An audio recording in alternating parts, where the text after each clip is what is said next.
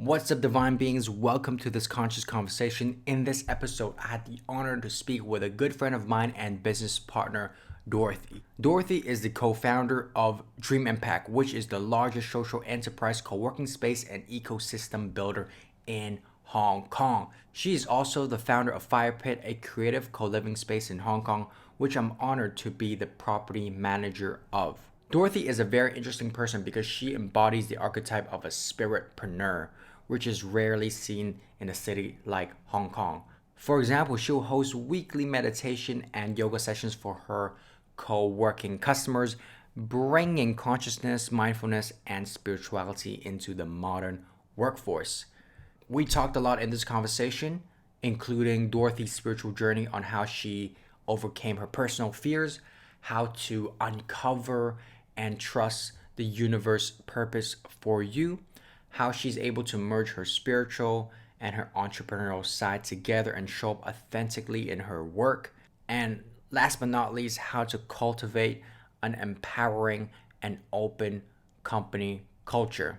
The first 10 minutes of the video got lost, unfortunately, due to technical difficulties. However, we'll fast forward to the question on Dorothy's spiritual journey and how that helps her in her entrepreneurial endeavors. Sit back, relax, and enjoy this conversation. So it was like in university, became from like Catholic to non-denominational, and from non-denominational to like animism, which is like believing in like all of nature as spirit, and then it was like all as one. So kind of like going from a very specific religion to then opening up your mind a bit more, like different kinds of Christianity, and to like believing like everything has life, right? Like plants. Yeah. And then to like connecting on a universal level. So it's like your mind slowly cracks open and open and open and open. It's like in that process. So it was like many different events that triggered that, so that I can then connect that back to the source, back to like what I do every day. Yeah. How does that mindset apply to a day-to-day, like Dorothy as an entrepreneur, as a business person that's trying to like make some shit happen? Yeah. Spiritual entrepreneur. How does that look like? It looks like an integration process. So rather than having that dual personality that you described, that conscious part, or the hippie part, versus like the entrepreneur part. And then I was feeling like this big divide between my two characteristics, that I was like, I'm entrepreneur by day and artist by night, or like kind of like that. And then this last 6 months was me going on a journey to like be on that integration process, to like put that together. And I went to like cacao ceremonies, ecstatic dance, which is like completely sober. You know, you're just literally high on dancing for 5 days straight by the beach with the sunset, and it's in India. So it was like complete freedom, complete liberation. Like I had like emotional and physical intimacy with multiple guys, but it felt safe, and it was like, it felt, that's true love. But it's not, it's about true connection with people, to like then like going on an all women's retreat on like 7 days where it's just all feminine goddesses, and you're like shining because you're adorning each other as your highest feminine self, to like a rainstorm at a music festival, which no one expected. It was like black rain, and it was like everybody was happy until like that day the storm came and like it flooded everything. So I was out in the rain praying to the gods and the winds to protect the fire, and I was there in the wild like moving wood into the fire to protect it. It's like we have to save the source of human life, and then after that disaster, to see people come out and like be thankful to the fire, something that's so elemental, that is so just the truth of living.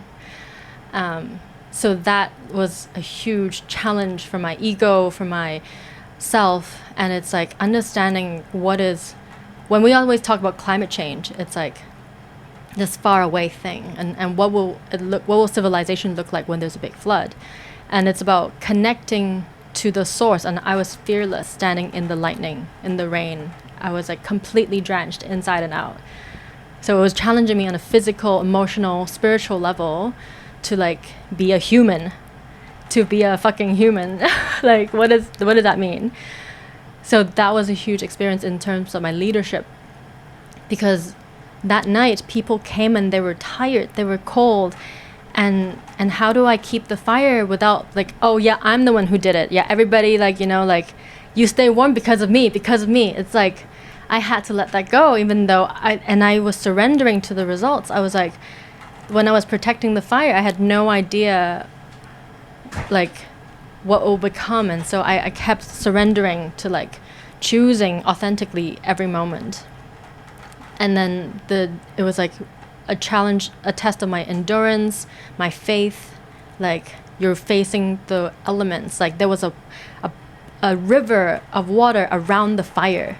My feet were inside the mud. Like I was shivering, like cold. There's nothing but me and the rain and the fire and the winds and the earth. So I just sang to the elements, you know, and like earth my body, water my blood, air my breath, and fire my spirit. And I just kept connecting to the four, like the elements and four directions, and yeah, my ancestors. It was like this, completely sober. You and the fucking elements around you, and you're like, what do I do now with all my fears? And then what do you do? What's the best decision? There's no best decision. You just do. You just act. The next moment, you just act, and it's like so strengthening. And now I think about it, that's like every step in a business. That's like in every decision, every day. Challenges. How do you face that? Persistence, faith, intuition, like practice, communication, and it's like, and I feel that's the kind of entrepreneurship that we need to see, and that planning and competition are good, but we can do more as well. I'm not saying it's a binary either or, but like when both can come together, we can integrate our spiritual practices into the business. I think that can be even more. Yeah. A lot of times in business or even in life coaching, they talk about you can only help someone to the extent that you have learned or you have challenged yourself. So what I've got is like, since you have so many these really deep, personal, soulful experience that really has challenge you deeply and really have taken you to the depths of your comfort zone, and now that you've experienced that, you can kind of come back with the learnings and integrate that in your day-to-day life that helps you show up as a better version of Dorothy, and help you lead by example. And so that's really amazing, like those kind of experience that you have, because sometimes when I've done the retreats and whether that's Vipassana, breath work, even some psychedelic experience, and sometimes it's a good high, but like now you're in your 9-to-5 life. How the hell do you express that version of yourself in the office space? It's different, maybe since you are the leader, you can build that culture, you can allow people to express themselves, but especially here in Hong Kong, that you're like where you are from and born and living and running a business, that type of mindset in a very financial concrete jungle kind of paradigm, like you're definitely someone that people don't understand, right? Like, so can you talk a little bit about that? How do you remind yourself, despite that city pressure, that macro kind of consciousness around here, like you definitely need to have some sort of practice to maintain and nurture and kindle that, right, and keep yourself to a high standard and high discipline. Breathing, that's a big part of my daily life. and practice breathing. And so you build this mechanism into you that, so I practice when I wake up and before I sleep. But now it's like shrunk to like 5 minutes because it's been a crazy month. But before it was like 45 minutes, 30 minutes long, just like. And then when I go through, I pull in energy from the top of my head into my body. So when I'm like really tired, it's like sucking the prana into your daily life. And then it's about being able to do that on the MTR, right? On the crazy deity, and it's like everybody's like on their phone, and sometimes out. Me too, but everybody's doing their own thing, so everyone's trying their best. So it's like about like pulling my head up and just like breathing in and like, and I think my upbringing definitely had a lot to influence me as well. I was actually born in Canada and came back to Hong Kong when I was 3. So I've grown up most of my time in Hong Kong, but I think the first 3 years I was able to connect with a lot of nature. You remember the first 3 years? I do. You do? Okay. Yeah, I think, very vivid. One of my first memories when I was 2, it's like playing in the sand and in the park with a lot of wind and trees. And I feel that environment gave me some more ground, perhaps, to do that than a completely born in Hong Kong person, and being able to navigate between languages. I think also Hong Kong being a trilingual city and like 2 written language, I think I'm very lucky that I'm able to master that and be able to communicate in these 3 languages like completely fine. And it's like I can jump between worlds. So I think there's a big expat community on wellness in Hong Kong that I'm able to tap into with like a lot of ease. Maybe to a lot of Hong Kong people, like, ecstatic dancing, it's like, whoa, what are you doing, girl? Like, I can't do that. But being able to step into that world gave me more time to experience that lifestyle and to fully express myself in those ways.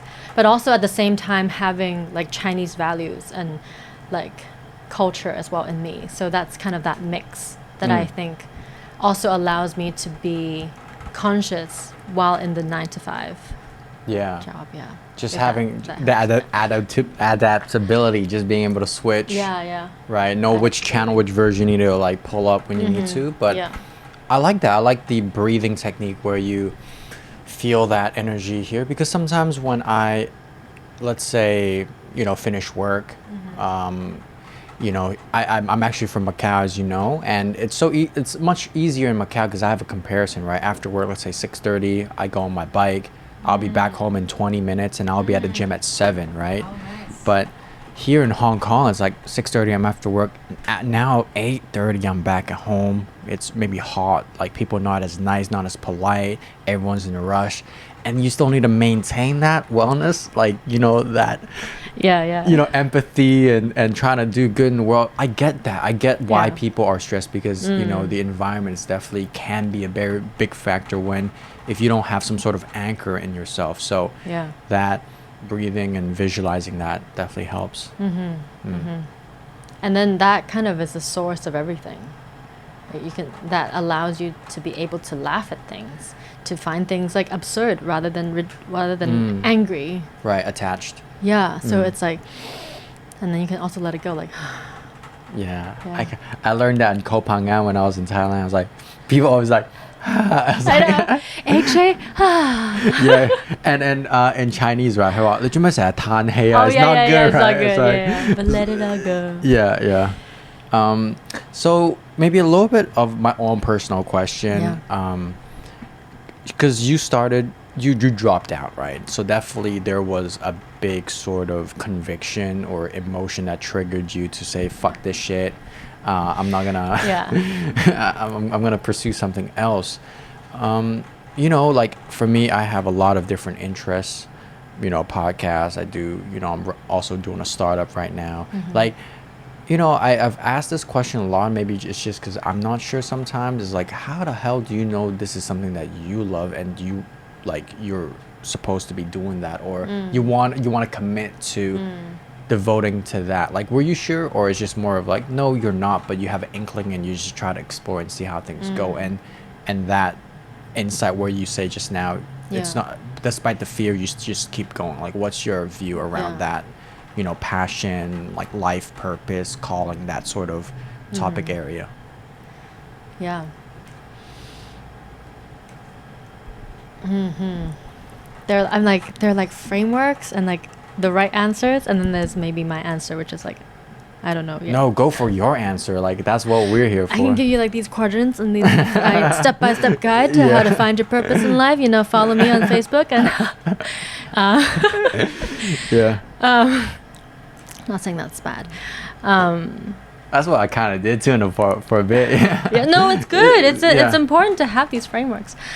And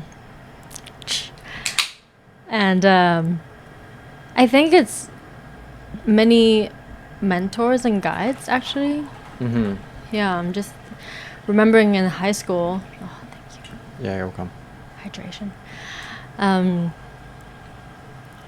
I wanted to study like media and communications because I did not know what to study in university, and that seems like communications, study that. It's like, okay. But my art teacher, she's like, no, Dorothy, study art. You're supposed to do art. And I was like, what? I didn't think about doing it like for real and like my major. And she's like, you're an artist, like do it. And like I just like followed that advice, and I was so happy. It's like I'm just like that one advice, and she's like a wizard, she's a witch, like her magic on like in the art class. She came to our school and completely changed our whole art education, and like the sculptures in her time are still there in the garden. It's like she's Swiss and like has really good art experience that like the Hong Kong education system doesn't have. It's like completely out of the box. I did a sculpture on top of a canvas, like about car crash. Like I had to like saw open a tire.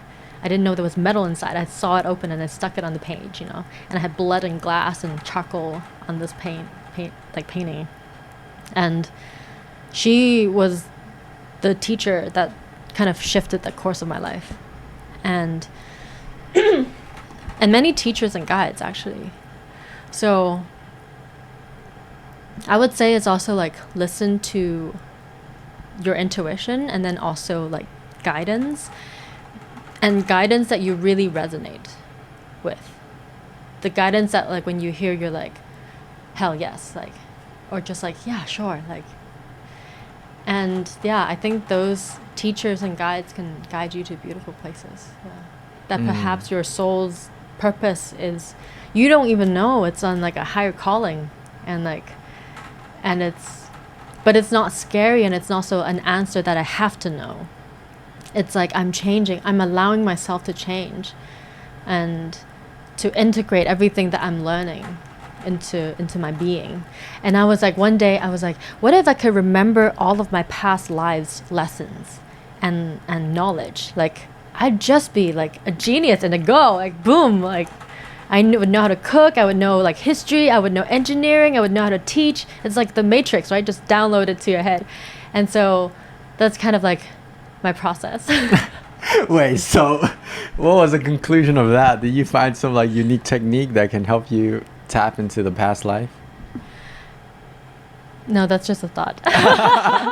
Man, I still gotta try this life, okay? No, right. I think it's kind of surrendering to the not knowing. Mm-hmm. So not having fear about like I have to know. Surrendering, and then listening to your intuition and then your guides at the same time, so you can then take steps, right, and move forward in your life.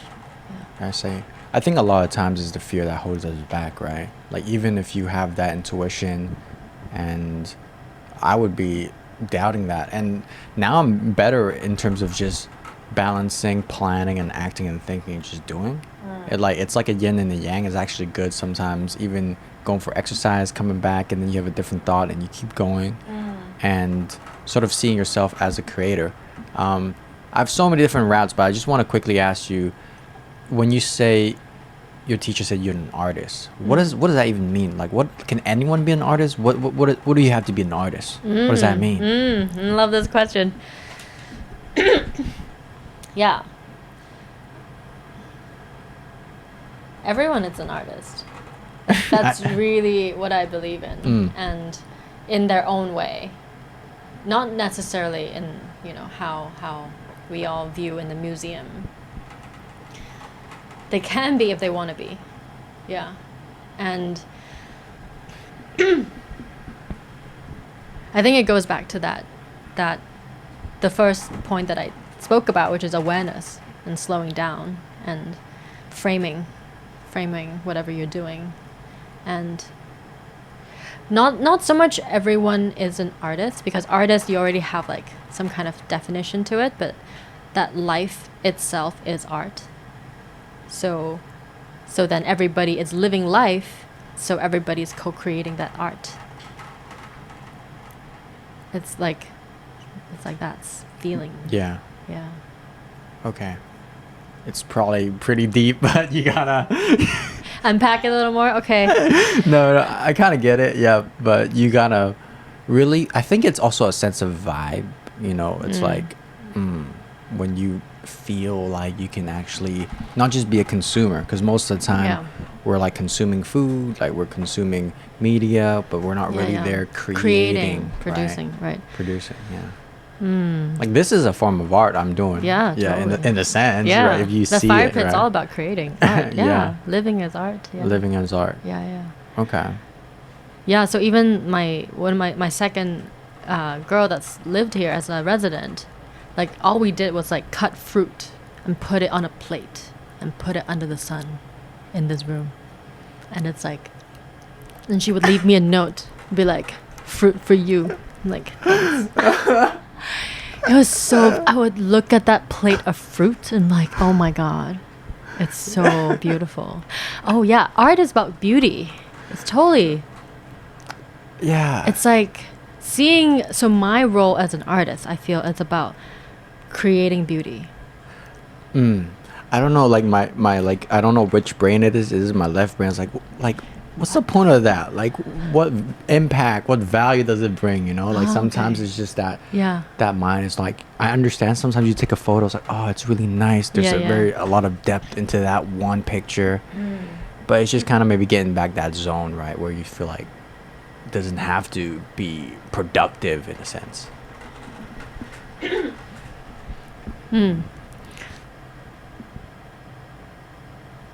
It's like you're connecting to the source. So for me, I really like talking to you, Marco, because like we have such different perspectives, and I love your questions. It's really great. I remember the first night we were in the restaurant, you sat down, you start asking me all these questions, and I'm like, really? It's like different frame of mind. Like, I like this. But the point about kind of whether this art is like productive or not, it's like, but rather than seeing productivity and utility, where if we're in a utilitarian world, we're seeing everything in terms of its utility. But like in nature, it's not about measuring utility, because it's all interconnected and every one thing affects another. It's not like this is good for you and this is bad for you. It's like they just all coexist. And so when we move beyond the frame of utility and seeing the world, you're connecting to the essence of everything. To me, when I see that plate of fruit cut with love and intention, it's like I'm seeing to the essence of this creation, which is from the earth, from the plate is made from plastic or clay. The fruit was grown from the ground, from the soil and the rain and the water and the sun. And so you're admiring the essence of life. rather than seeing the utility of this fruit is to make me full or to like replenish my vitamins. But you're seeing the essence of life before enjoying it as well, before allowing it to enter you and creating this relationship with your food. So then seeing any sculpture or paintings, they are like a symbol to allow you to access to the essence of life as a frame or a window. So people see those paintings like that. And so, yeah, I think that's... Shit, I totally get that. That was deep, man. It's like a portal to that vibe. And also, like you said, awareness, just appreciating much more than that is just a stimulus that opens up that mind, and you have that like, oh fuck, we're on this blue planet right now just hovering and no one knows really what the fuck's going on. We're just living fucking life. You're right, yeah. You know? You're flying in space at high speed. Yeah. Yeah, that's Except there's inertia, so you don't move. Yeah. That's fucking crazy. Let's see. Yeah, I think, really interesting to talk to people like yourself as well, because the reason why I like doing this podcast is just that everyone thinks differently. And when you tell me that stuff, is like my software does not work like that. My language does not work like that. Everyone has a unique perspective. Yeah. But I love talking to people that has a unique perspective, because that software can improve yours. And if you're willing to kind of put down your ego and to let go of those things that kind of make you feel safe, then I can accept your worldview and just improve mine, Yeah. So I love it. It's like, it's allowing software to be organic, and you're like actually talking to each other.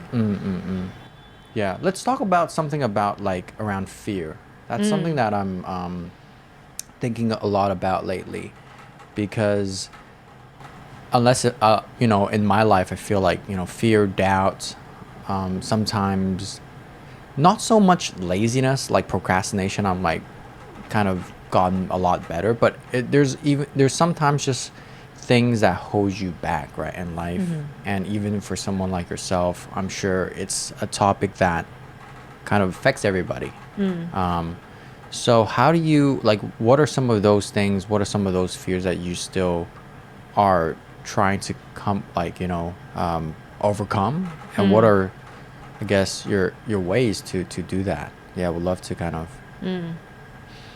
I think this 6 months has definitely supported me on dealing with fear, and it's first practicing that consciousness about your own fear, that it's like, this is arising, like, oh, and then being aware of it, and then almost like letting it go, or like sitting with it. Or sometimes if you can't let it go, just like sit with it a little longer. And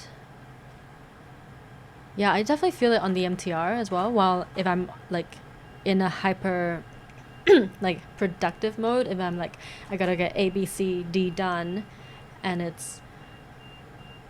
then it's like that, you hear that sound, like, it's like that in your head. And I think my biggest fears would be like,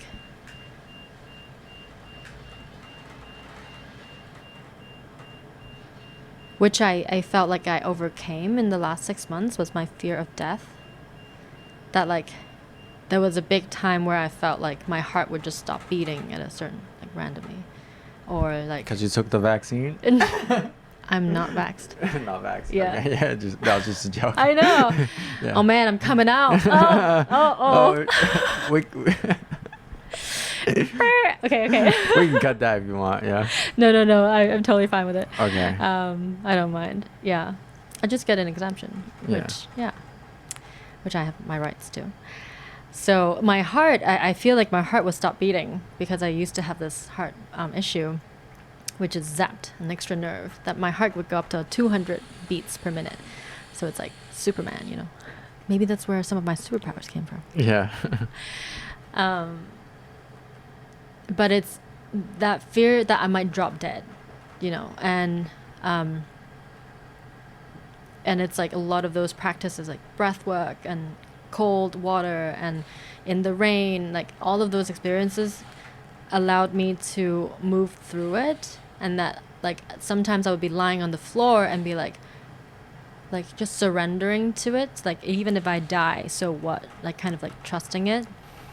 And then coming back, I met a friend, and he is a breathwork coach, and just said, I was like, I have this biggest fear of death. And he's like, well, people who are afraid of death are actually afraid of life, afraid of living. And I was like, what?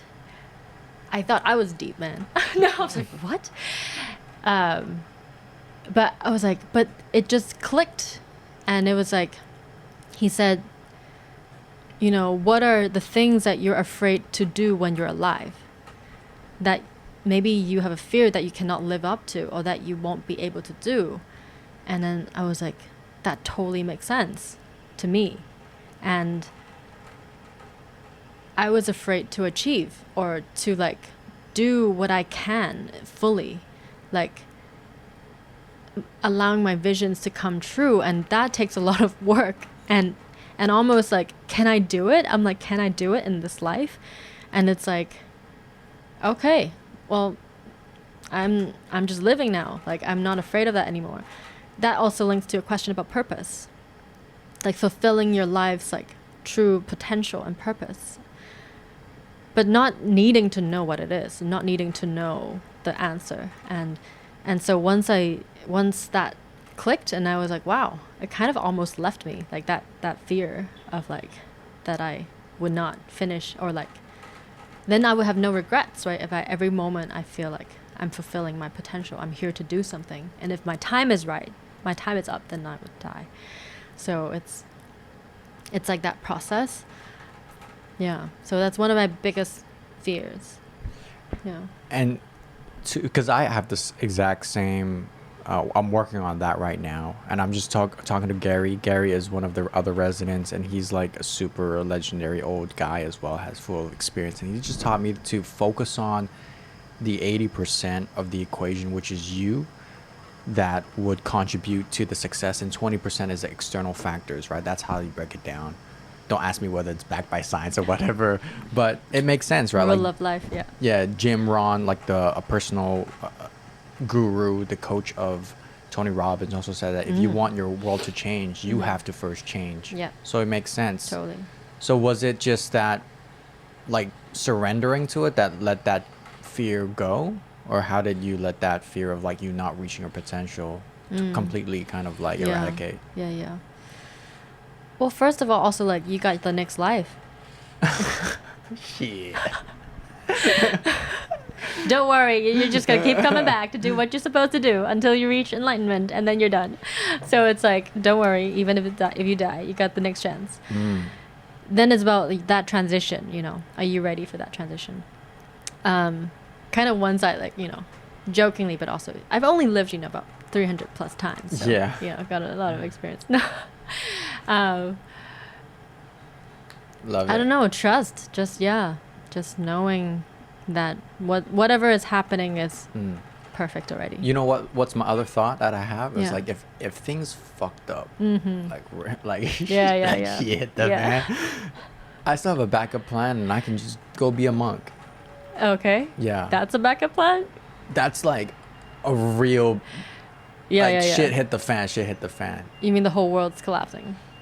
No, Shit like hit let's the say fan. I'm a complete failure, whatever. I can't. You mean in life? In life, yeah. Okay, I not the have planet. Not the planet, yeah. I have no income whatsoever. You know, Right. maybe I'm a drug addict or I'm homeless. I can just go be a monk, you know, and kind of get my feet up and get my mind back and kind of come back to society if I feel like it, you know? Yeah. That's a good. So point. just like maybe feeling that there's people around you that can support you and help you. I think it's also a very big kind of support, because to be honest, like the world is not a friendly place, right? In a lot of sense, right? There's a lot of nice people, good people. You gotta attract them and find them. But, you know, sometimes it can feel lonely. And I feel like having that trust in the source, in your discipline, in your past, in your friends, in your network, in your resources, you feel like, damn, like I can ask people for help and maybe people will actually help me and I feel supported by life. But I think just because a lot of people, including myself, sometimes feel very alone. Like no one understands them. Maybe they're a little bit of an outcast.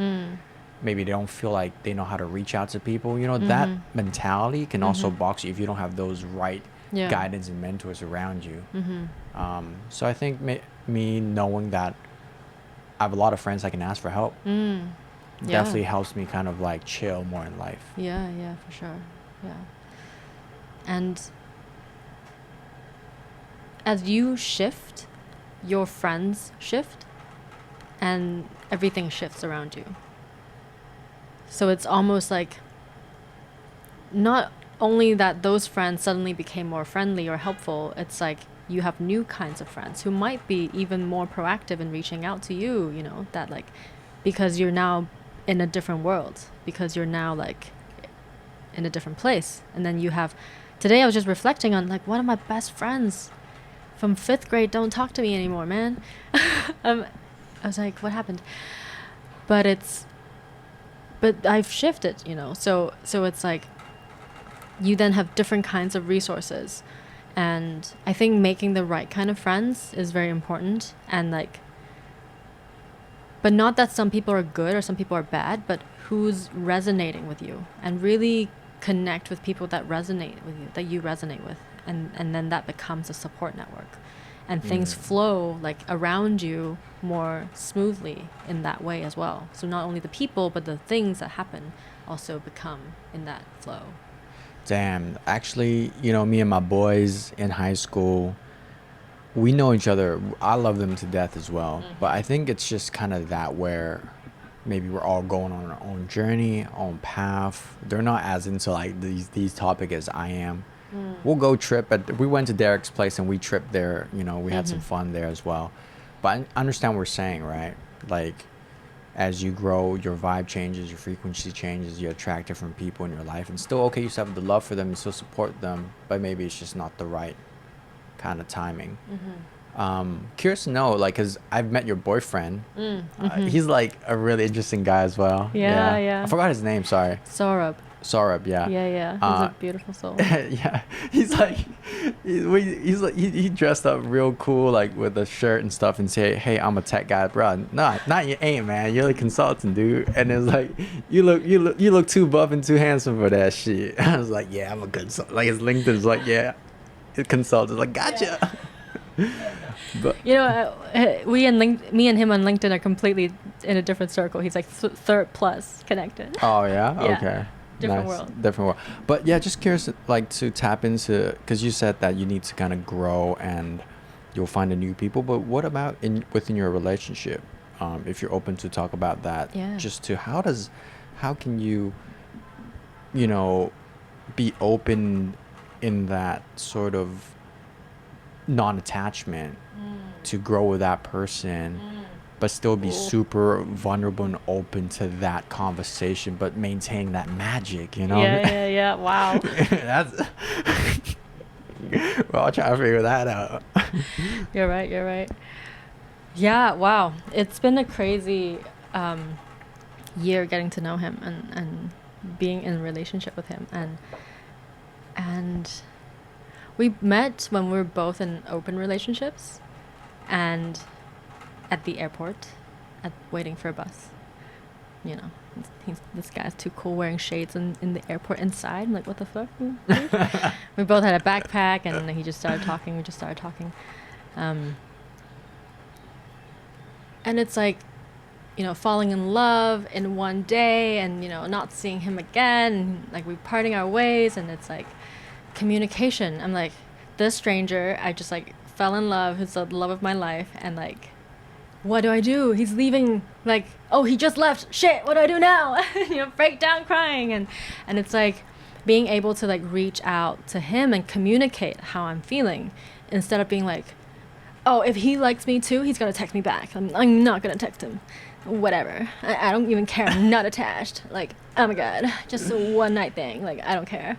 And it's like, no, I care a lot. And I want to communicate. And so communication. And we started with that, just being like very vulnerable and communicating our feelings. And it's like, and then it's like talking about relationship status. Like, what does that mean to you? What does an open relationship mean? What does polyamory mean? What do you want a family? Like what is that kind of like structure, relationship structure looks like, yet being authentic to ourselves and communicating. And it's like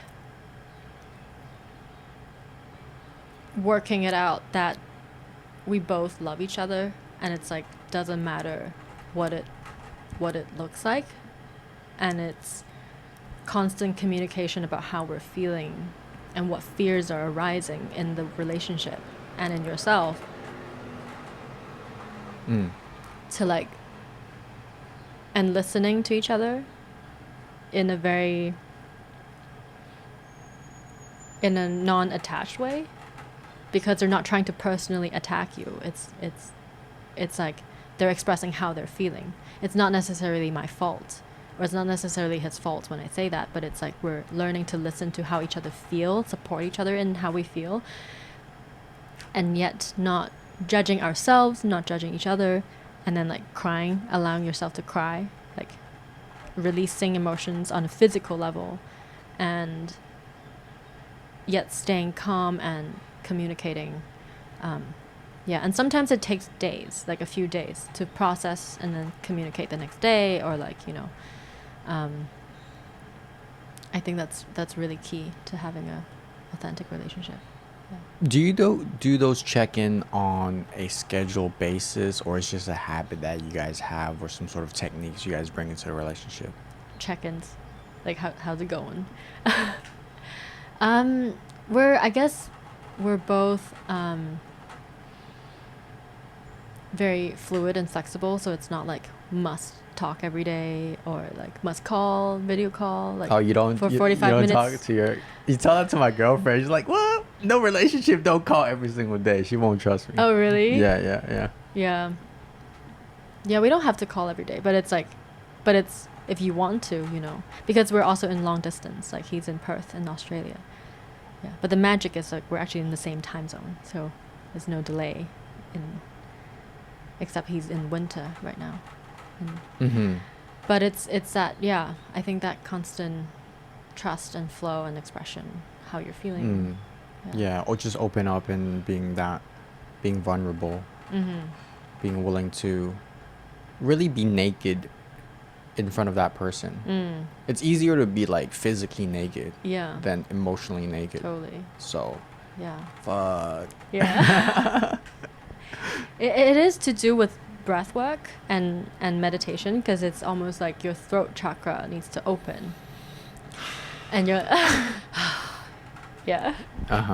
and it's like that heart to throat, or like head to throat, right? Whether it's from a physical brain to throat, or like heart. Your heart actually has more energy, many different papers has proven, than your brain. And it's like, and that intuitive or like emotional, and then translating it into words, into actually vocalizing it. So, and that is releasing the fear of judgment, releasing the fear of saying something wrong, that you're not good enough, and like all of that. And then you can say what you want to say. And I think in my past relationships, I've definitely had this like throat, like lump in my throat feeling, where I'm like crying, and it's like the other guy's like no emotion, because I think it's like when guys see girls cry, they kind of like freeze, they don't know what to do. And it's like, then now I get to understand that as well. And then it's like connecting to like, okay, other than just like feeling like it's always going to be stuck here, just say it like lightly, like in not like a blaming, but like, this is how I'm feeling. Oh, I'm afraid of this, and it's like, and it's once you release it, it's like so much better. Yeah, it's like a mini purging and letting the energy flow and not stuck. man, I got like when I freestyle and stuff like that, when I'm freestyling good, I'm not thinking, I'm just flowing. Right? Yeah. And when I'm like really in my head and really nervous and Yeah. I like perform shit. Even in this Right. podcast, some sense, right? It's like Yeah. I need some sense of like perform or just kind of be in the moment. Like Yeah. that bounce and that completely just trying to listen to you as well. I understand that. And that's like in the day-to-day life and each interaction and Yeah. meetings and Yeah, stuff yeah, like yeah. that, just really being there, right? I can sense that. Derek calls that light language, you know. It's like, Light language? yeah, so you're in every moment just translating from the source. Oh, damn. Yeah. I definitely don't have that yet. We're all practicing it in a Yeah. way, like through language, you know, through what we're saying daily. Yeah. It's like, Okay. Yo, so I'm trying to keep this short. It's at about 45-ish right now. So Okay. we got maybe a little bit more left. I really want to tap into Dorothy at the office, right? The entrepreneur, as a leader. Yeah. Want to kind of go there a little bit. yeah. I was just watching. Do you follow football? No, but You can describe it, I can see it. yeah. I listened to the GOAT, like he's the Michael Jordan of football. Okay. Tom Brady had a really wonderful interview today talking about, you know, his success, right? And what contributed to that is like discipline, and teamwork, leadership, really caring about the people around him and caring about like the vision, right? So I guess for me is like I want to understand first of all, like why the hell do you care about like social impact and like you choosing this kind of space and this niche? Like what's the vision that you wish you can achieve? And you know, break it down to your leadership style. How do you then like lead people to that vision, you know? So a little two-part question there. Yeah. Why do I care about social impact? And what's the vision? Yeah. What do you see? It's again tapping into that source and seeing that everyone, no matter who you are in society, your life matters. So social issues and social impact is about the inequalities, the injustice, the abuse, the discrimination, the prejudice, the unfairness in pay and how you live, in your environment, in how people treat you. Like those are all social issues. It's like relationships between people. And so once I saw that everything is interconnected, we can't change the environment without the social part. And we talk about carbon reduction, waste reduction, water reduction. All of that are human behavior that we need to first address in order to solve those issues. We like just by putting in like IoT sensors and all of that like won't change as much as if everybody changes. Like because we're all part of this planet, we're all responsible and have our part in creating the impact. And so we want to connect the social so that they can connect to the environment, so that everybody can play a part in being a steward of the planet. And this is also for me the post-utility. So my vision for the company is we're building an eco-village in Hong Kong, you know, where it's not only how you live, but it's not only how you work, but how you live and the economy. It's all part of one ecosystem. You're actually trying to build a physical village. That's a 20-year plan.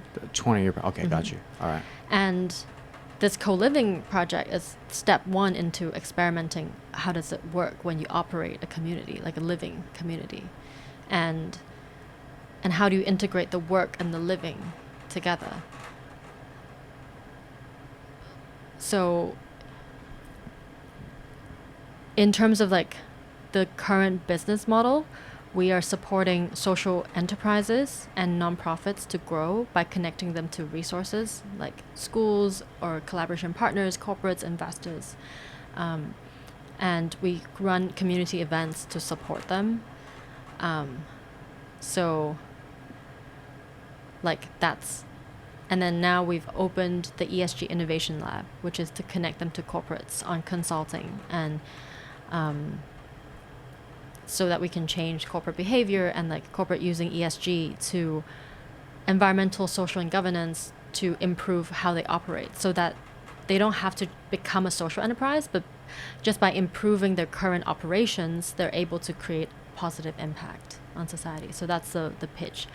And I think business is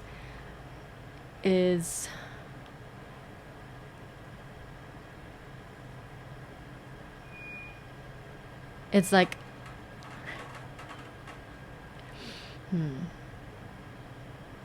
business is like the Trojan horse for going into people's hearts, because the vision is to touch people's lives and that they ultimately have a happier life, and then everything will fall into place. No injustice, protection of the environment, all of that. And business is something tangible and sellable, productizable, bite-sized, and packageable, so people can understand it and has a standardized relationship with you. You can charge them, they can pay you, you can give them products and services, they can give you feedback, appraisal, or like progress, timeline, it's manageable, which is good. And for me, then part of my spiritual journey, becoming a spiritual entrepreneur, is also then to integrate the feminine into that as well, where it's not only about transactional, productized systems, but it's like a community. So that goes into like thinking about your pricing model. Like maybe some things I barter, some people I charge, some people I charge more, or a sliding scale, and it's like depending on where they're at, like what is the best for everyone. So I start to kind of redesign the business itself, and which is one of a big fear that I face every day. It's like, am I doing it the right way? And no one has done this before, or no one is doing it perfectly. So I have to, or even if there are models, like, does it mean it's 100% applicable to me? And then it's like redesigning incentive systems for the team, volunteer days, working from home, and being flexible about family time. And those are the tangible things, but then it's like, trying to shift the structures a little looser. Damn. Yeah. Sorry, I had this train of thought, but I was just kind of listening to you, and it faded away. What was that? Shit. Sometimes I go on long rants. No, I'm trying to not disturb you as well, but it'll come back. It'll come back. Oh yeah, I remember. See, I always say it will always come back. And then sometimes we go on a tangent and it will forget, and then I forget. Right. But yeah, I remember now. So when you talk about touching people's heart through business, I guess at the moment it's mostly profit driven, right? That's the motivation. And then sometimes they talk about the triple bottom line, planet, people, and profits, right? Just incorporating that. And since you created the experience for you to become some sort of, enlightened, awakened, that's why you have this perspective to want to do good for society. Amongst all the leaders you've met in Hong Kong and people that runs business, I would say my boss before, he definitely has that awareness, like very into personal growth and, like trying to be a little bit more innovative. But do you think the strategy is also to just touch these leaders, and then they would like think about, oh yeah, I have this new perspective and I want to run my business this way? Like what's around like coaching or inspiring that group of people and having a trickle effect. Yeah.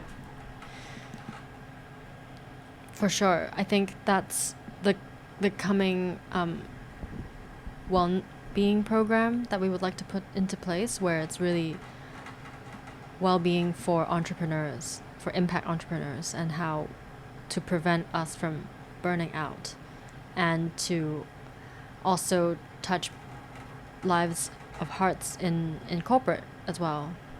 So last year we had this event at the Kadori farm where it was Dream Impact's 5th anniversary, and we had parallel tracks of ESG and wellness happening at the same time, and they can pick between, they want to go to an E session or a wellness session or an S or a painting or like governance certification. So it's like we're trying to weave them together and they can choose.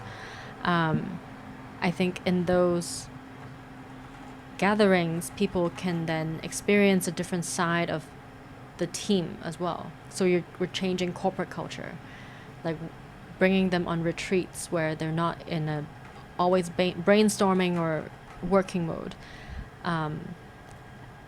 Yeah, but I think coaching, that's a great idea. I think one-on-one, tapping into like each person's unique situation and then helping them shift. Yeah. No, I think it's just bringing out that other side of them, that good childlike altruistic version of every one of us, because I do understand the corporate culture can kind of suck a lot of soul and a lot of heart, a lot of inspiration out of people. They're efficient in the job, but maybe not really thinking in that lens. And you can kind of like break through that wall, not through like some sort of argument and sort of, you know, left brain stuff, but like really about the experience, like when you were kind of like, when there was rain and you were around protecting that fire, that touched you for the rest of your life. That's in you, versus like a lecture and you would just kind of forget about it in a couple weeks of time. My boyfriend Saurabh was just speaking to me about Hindu scriptures, and there's this word vigyan, which means embodied knowledge, versus gyan and vigyan. So gyan is just knowledge, but vigyan is embodied knowledge, so that you're actually experienced in it and practicing that. So much for me in creating social impact is about embodiment, that you change first before changing the world, and you're embodying those values in all your decisions. And what was the question? The question was, what was the question? No. Supporting lives of No, CEOs. I remember. See, I remember the question. I was just trying to think, like, it was talking about inspiring the leaders for them to have some real awakening, that having that trickle-down effect. Yeah. So then that embodied knowledge is how the kinds of experiences that we arrange for those leaders are embodied knowledge. And we ran this fellowship program for 2 years to bring in professionals from corporate world and investment world to understand what ESG and impact is. And they came and had hands-on experience, and those fellows are still some of the biggest fans of Dream Impact. And we were at Rethink, and and they came over to support us, and it's like they're now in different corporates or different parts in their life, and they love us, and it's that kind of sense of belonging that then changed how they see their work as well. No, that's really good, because I think, although I haven't been to your work and stuff like that, but I'm just knowing who you are. I know you're doing it from authentic place. You're really about that. And I think a lot of companies out there, we don't have to name names, but they say what they do in ESG, it's all just a front, and everyone knows that. It's just a talking point. It's just a mandate that they need to do. But I think because you're doing it from really, this is your life mission, and you're just an artist expressing that. That's why it resonates with people, and that's why it is in people's mind and soul. Yeah.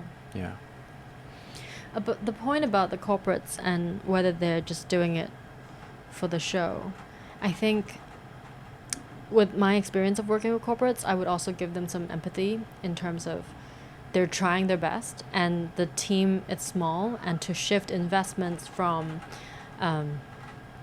traditional projects to green, sustainable, and social projects like take a lot of decision power, willpower, and it's not a one-day thing. So I think corporates are living organisms. They've become bigger than the CEO. Like they've become bigger than the founder, and it's like this corporate like organism that can't change over time, like can't change quickly.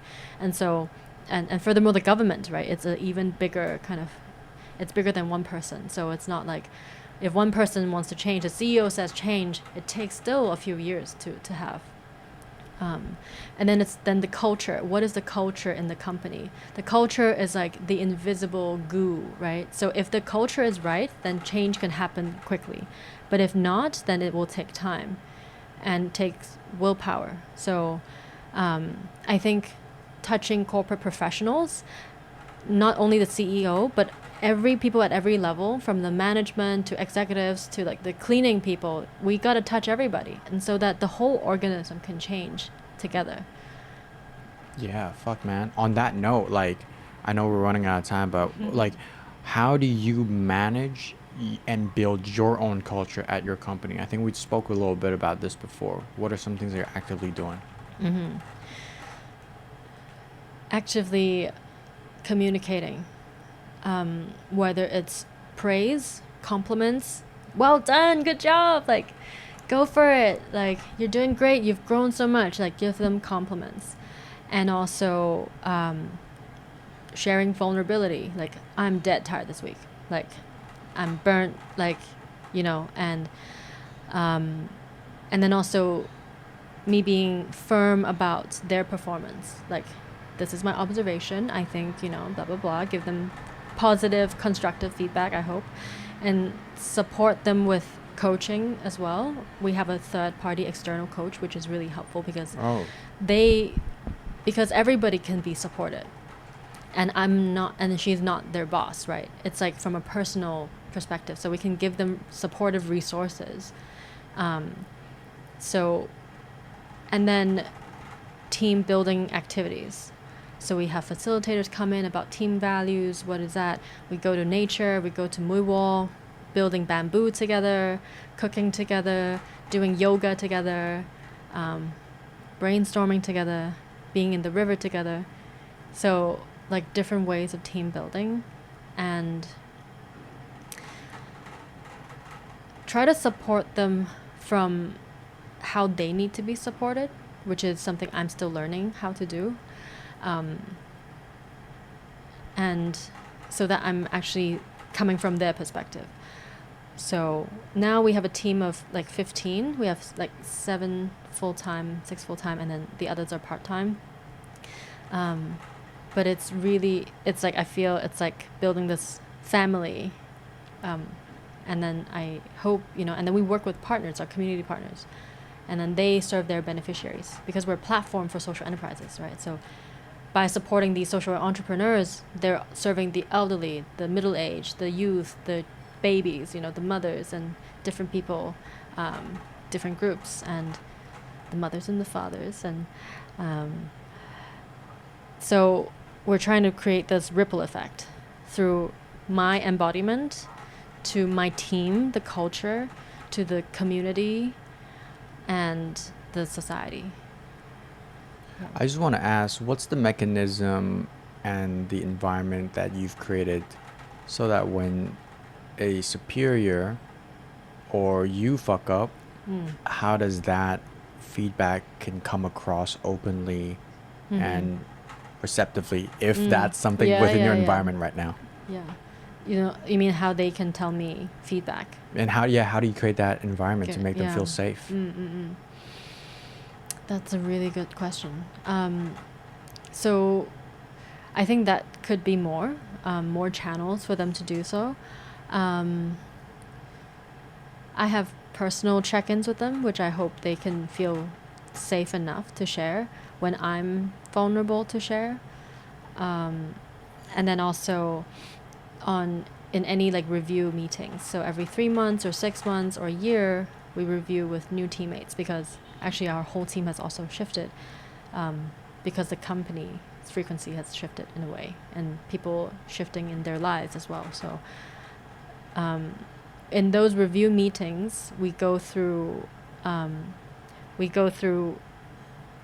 ask them for feedback for my leadership as well. So I've gotten feedback about like how I should praise more, and sometimes be more clear. In the past, I've been more abstract, and now to be more clear and precise about my direction. So I feel I've definitely taken on some of their feedback in a humbled way, and they tell me because they love the company, because they love the community. They're like, I just want to give you honest feedback because I love the team. So, but they have to leave, or like things, have to change anyways. So, yeah. That's beautiful. Yeah, because I think having that space when the leader accepts that and be humble and can see themselves as a never-ending progress, first of all, you benefit, your company benefits, but also people would see that, and they're not afraid to tell each other now, and it becomes more of like an actual family, an actual like team, rather than like I need to present a certain image so that I look a certain way, and so that I won't be treated a certain way. Like, it's not about that anymore. It's really about that objective. You can put your 100% focus and authenticity into being yourself and showing up, and embracing that, you are not perfect. I think that is a beautiful mindset to have in a team or in business. And yeah, appreciate you for being a leader and inspiration for myself, but also for your company, for your community, for Hong Kong, APAC, right? So yeah, we're going global, The baby. planet, The planet, right? Yeah, so your ancestors. So on that note, thank you so much for being on here, sharing a conscious, beautiful conversation with us. Thank you, Marco. All right, till next time.